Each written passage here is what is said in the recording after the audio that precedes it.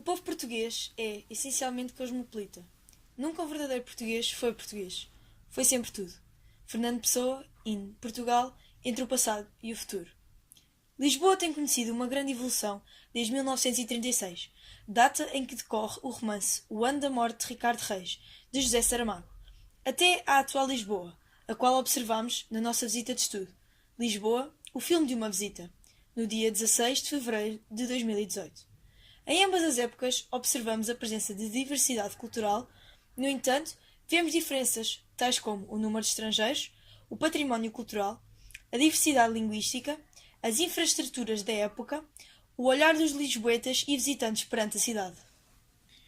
No romance, a personagem principal, Ricardo Reis, após atracar em Lisboa da sua vinda do Brasil, dirigiu-se ao Hotel Bragança, no qual esteve hospedado durante alguns meses. Este hotel representava diversidade cultural, uma vez que, quando os comunistas ganharam as eleições espanholas, foram muitos os espanhóis que fugiram e refugiaram-se em Portugal, nomeadamente hospedaram-se aqui.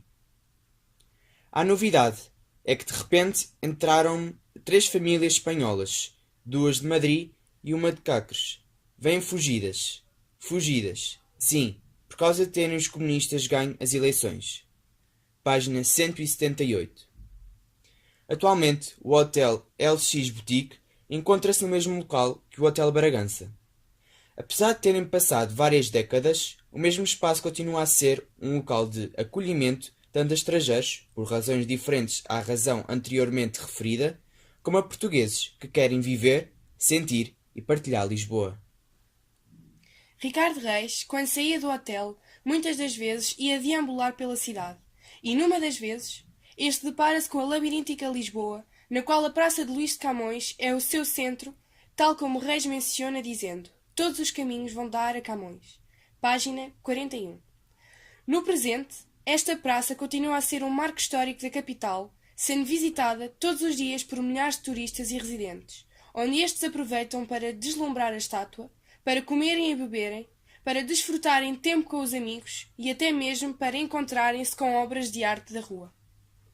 Na atual Lisboa, grande parte da sua economia é derivada das receitas do turismo, tal como, no ano 2015, foram mais de 8,4 mil milhões de euros ganhos através dos serviços hoteleiros, dos serviços de restauração, em que cada vez mais existe um esforço para criar uma multiplicidade a nível da língua falada, como para diversos produtos existentes à venda, dos transportes, das compras, nomeadamente feitas em lojas de recordações ou de produtos locais, e da animação turística, segundo o site Economia Online. Sendo assim, a capital tem vindo a investir em melhoramentos e criações de espaços culturais, atrativos e acolhedores, de modo a aumentar exponencialmente a vinda de visitantes. Uma recente e grande criação na capital foi o Museu MAT, Museu de Arte, Arquitetura e Tecnologia, que se encontra à beira do Rio Tejo, mesmo ao lado de um outro museu pertencente também à EDP, o Museu de Eletricidade.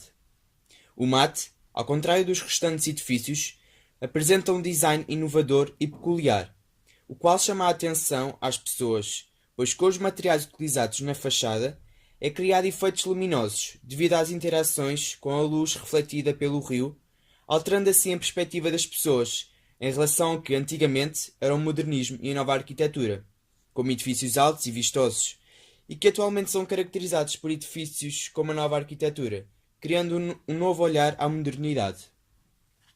O MAT, no seu interior, é um grande símbolo de proposta cultural, uma vez que, pelo próprio nome, fundem-se 3 áreas diferentes num só espaço, as quais abrangem trabalhos de grandes temas, assuntos atuais e informações de variados artistas nacionais como também internacionais.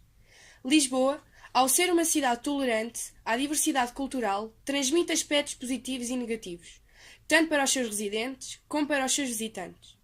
Um aspecto relevante à multiplicidade cultural é o número de estrangeiros que visitam Lisboa anualmente, nomeadamente os 44 museus que em 2016 foram visitados por 2.132.386 estrangeiros, segundo o Pordata.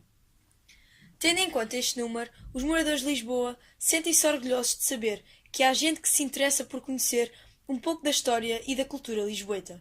No entanto, alguns residentes queixam-se do aumento de pessoas que passam por Lisboa diariamente, aumentando o ruído, a confusão em locais públicos, a excessividade de utilização dos transportes urbanos e também a poluição, sendo uma grande contribuição para este ruído e poluição os tuk-tuks, circulando pela cidade, levando os turistas aos locais culturais mais importantes a conhecer.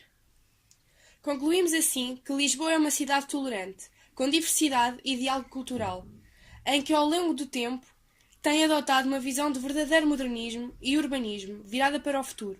Um futuro de melhorias, entendimentos e dando valor às relações humanas, como base da cultura regional, nacional e internacional.